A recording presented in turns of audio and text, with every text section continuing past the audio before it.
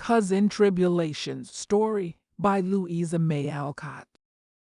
Dear Marys, as a subject appropriate to the season, I want to tell you about a New Year's breakfast which I had when I was a little girl. What do you think it was? A slice of dry bread and an apple. This is how it happened, and it is a true story, every word. As we came down to breakfast that morning, with very shiny faces and spendy clean aprons, we found Father alone in the dining room. "Happy New Year, Papa. Where is Mother?" we cried. A little boy came begging and said they were starving at home. "So your mother went to see and here she is." As Papa spoke, in came Mama, looking very cold, rather sad, and very much excited. "Children, don't begin till you hear what I have to say," she cried, and we sat staring at her, with the breakfast untouched before us. Not far away from here lies a poor woman with a little newborn baby. 6 children are huddled into one bed to keep from freezing, for they have no fire. There is nothing to eat over there. And the oldest boy came here to tell me they were starving this bitter cold day. "My little girls, will you give them your breakfast as a New Year's gift?" We sat silent a minute and looked at the nice, hot porridge, creamy milk, and good bread and butter. For we were brought up like English children, and never drank tea or coffee, or ate anything but porridge for our breakfast. I wish we'd eaten it up, thought I, for I was rather a selfish child, and very hungry. "I'm so glad you come before we began," said Nan, cheerfully. "May I go and help carry it to the poor little children?" asked Beth, who had the tenderest heart that ever beat under a pinafore.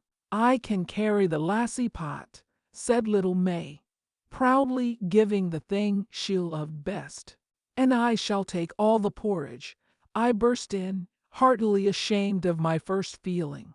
"You shall put on your things and help me, and when we come back, we'll get something to eat," said Mother, beginning to pile the bread and butter into a big basket. We were soon ready, and the procession set out.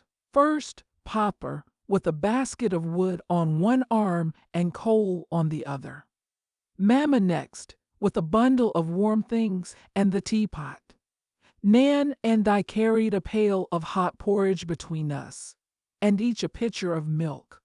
Beth brought some cold meat, May the lassie pot, and her old hood and boots.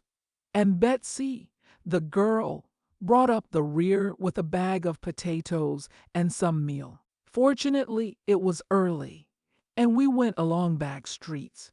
So few people saw us, and no one laughed at the funny party. What a poor, bare, miserable place it was, to be sure. Broken windows, no fire, ragged clothes, wailing baby, sick mother, and a pile of pale, hungry children cuddled under one quilt, trying to keep warm.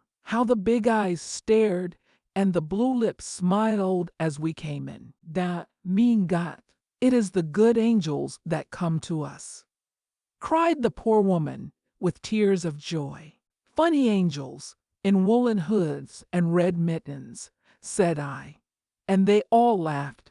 Then we fell to work, and in 15 minutes it really did seem as if fairies had been at work there. Papa made a splendid fire in the old fireplace and stopped up the broken window with his own hat and coat.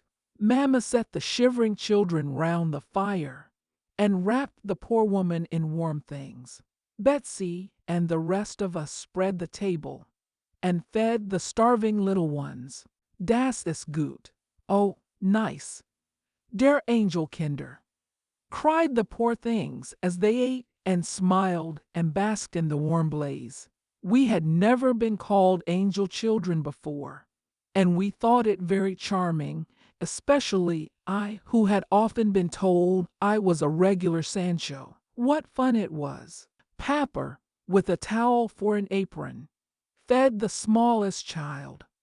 Mamma dressed the poor little newborn baby as tenderly as if it had been her own. Betsy gave the mother gruel and tea, and comforted her with assurance of better days for all. Nan, Lou, Beth, and May flew about among the 7 children, talking and laughing and trying to understand their funny, broken English.